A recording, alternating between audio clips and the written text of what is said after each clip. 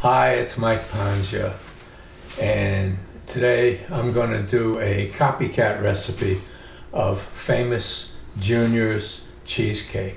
Now, as you travel around the country and you see cheesecake offered in various restaurants and diners, you'll often see it touted as being a New York cheesecake or a New York style cheesecake.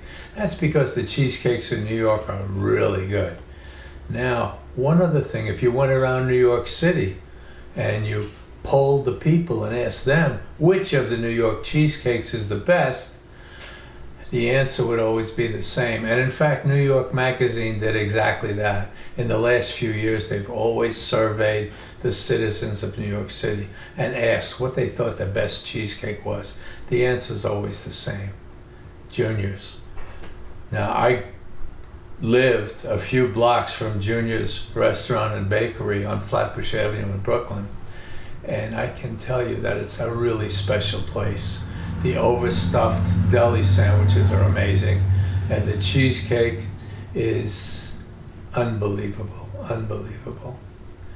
I just made some, and I have to say I haven't had any Junior's cheesecake in a few years now, and this cheesecake that I just made is a dead ringer for the real thing, and it was a blissful, almost religious experience enjoying my first piece.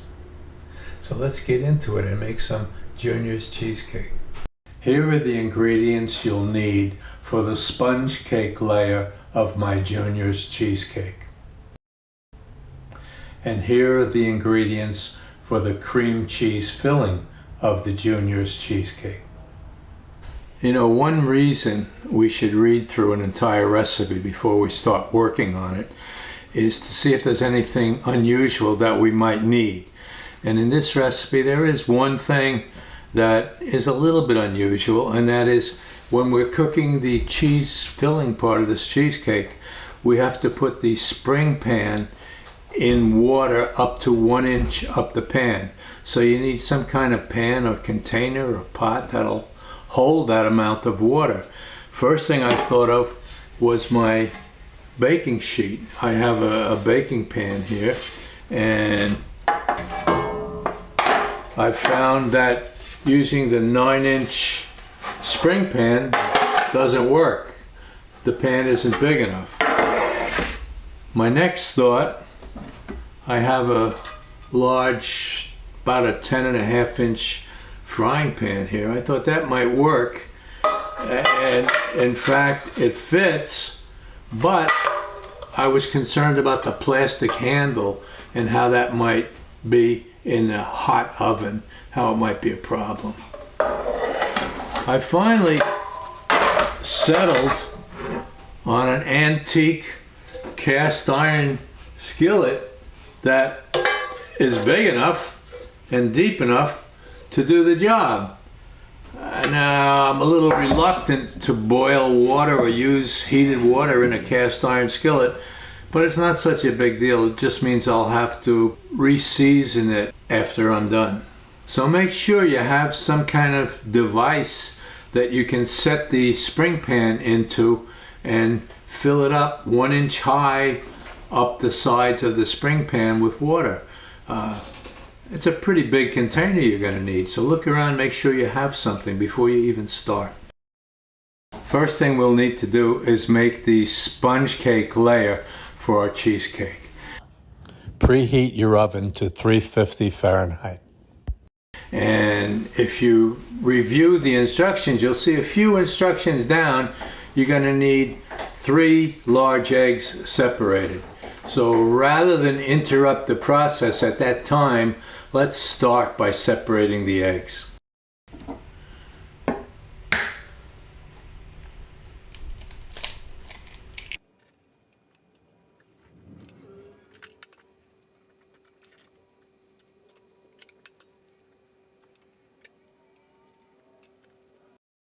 We'll want to sift together the first few ingredients.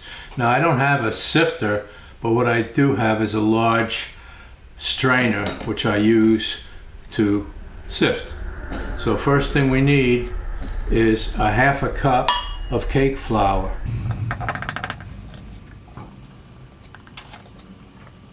1 teaspoon of baking powder, and a pinch of salt. Now I'm going to sift those ingredients together using my strainer and a tablespoon. Next, we want to beat the heck out of our egg yolks, high speed for 3 minutes. Now with the beater still running, add your 1/3 of a cup of sugar gradually.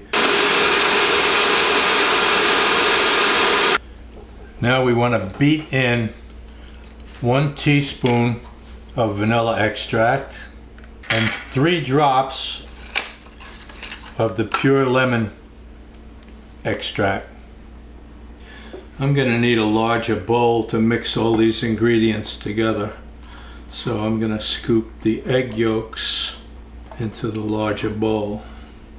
And now the sifted flour.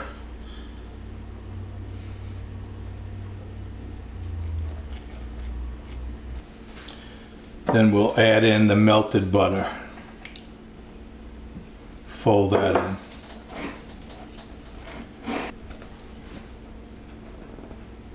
Now add 1/4 of a teaspoon of cream of tartar to your egg whites. And then we want to beat them with clean, dry beaters. We're looking to see peaks on the egg whites, and when that happens, we're done. We're starting to see the dry peaks in the egg whites, and I think we can call it done. Now we're going to fold the whites into our batter.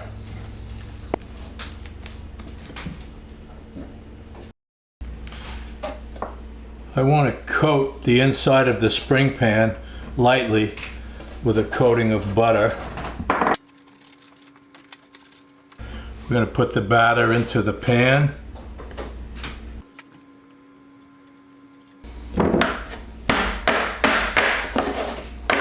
Now into the oven for about 10 minutes.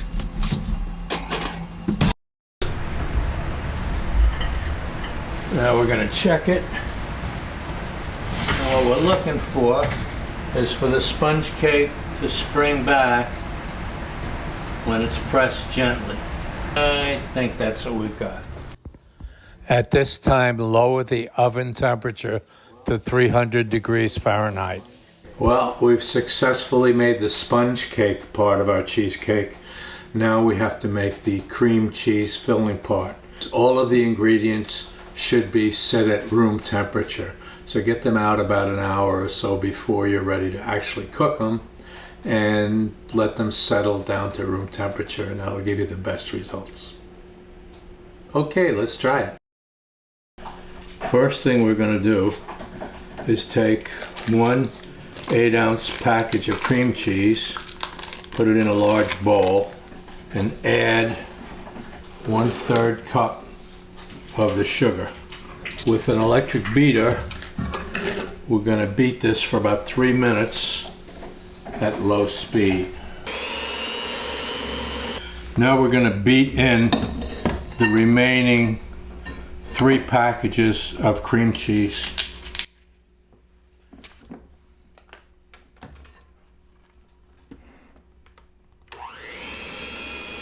When that looks well mixed, you're going to beat in the rest of the sugar. It's another 1.5 cups. Now turn it up to high speed. Once that's well mixed, put in a tablespoon of vanilla.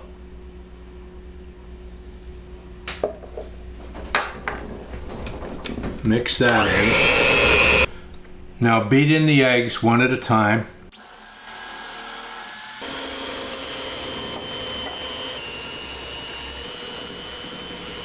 Now fold in 3/4 cup of heavy cream. And take care not to over mix it. You just want to get it integrated and evenly mixed, and then you're done. Now we want to gently spoon the batter over the sponge cake base.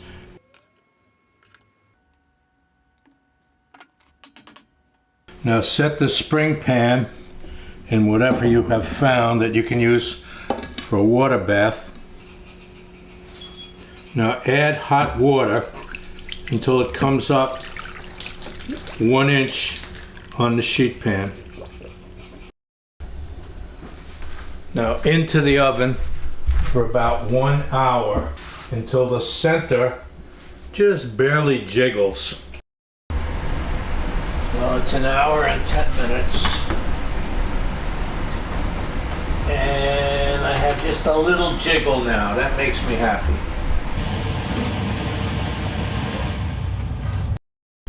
Now we'll just let it cool on the counter to room temperature before we put it in the refrigerator.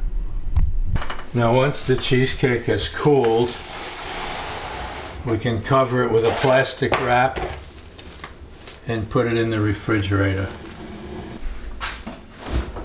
Refrigerate overnight or for at least 4 hours.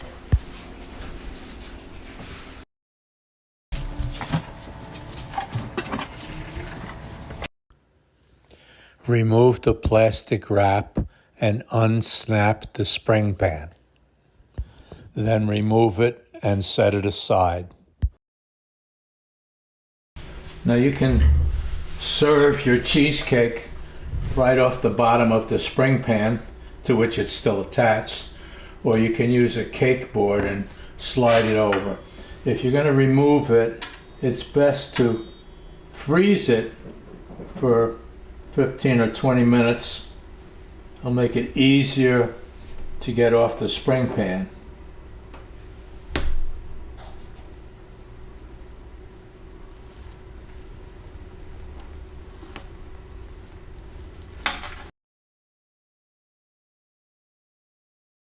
Well, if you follow these directions, you will produce an honest to God, for real duplicate of the famous, beautiful, amazing Junior's cheesecake. I hope you'll do it and try it. For me, it was almost a religious experience to enjoy this cheesecake after so many years away from Brooklyn. Now, as usual, I have some requests for you. First, share this video. You're likely to know people that are interested in cooking, food, videos, this type of thing. So find out who they are, figure out who they are, and share this video with them. Please do that. Number 2, make sure you yourself are subscribed. Number 3, make this cheesecake and enjoy it. It is so good.